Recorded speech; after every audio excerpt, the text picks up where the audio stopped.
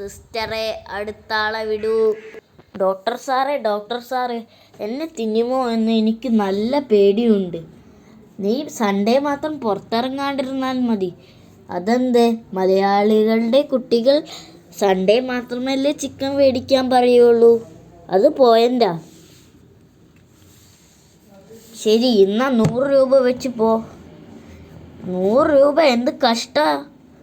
എടാ വേഗം വെച്ച് പോ, എനിക്ക് തിരക്കുണ്ട്. പോടാ, എനിക്കെന്നെ അറിയില്ല. സാറ് വലിയ ആള്, തൂക്കൊക്കെ വെച്ചിട്ട് ഇതാ 100 രൂപ.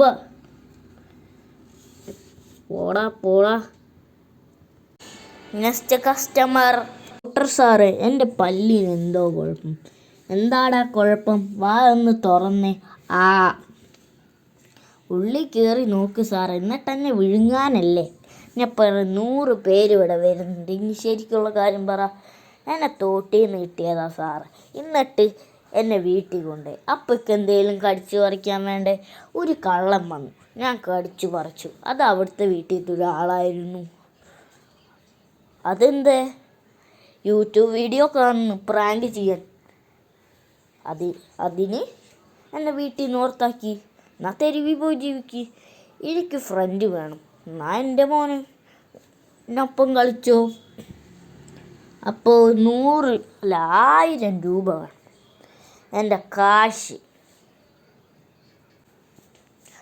ശരി. പൊട്ടര് ബൊമ്മയൊന്നും മനസ്സിലായിട്ടില്ല. Next customer. ഇറങ്ങിപ്പോടാ, എന്നെ കൊന്നിട്ടേ പോവുള്ളൂ. സിസ്റ്ററെ തോക്കെടുത്തേ. കള്ളത്തോക്ക് കാണിക്കുന്നോടാ. അപ്പം എങ്ങനെ ചാവല്ലേ?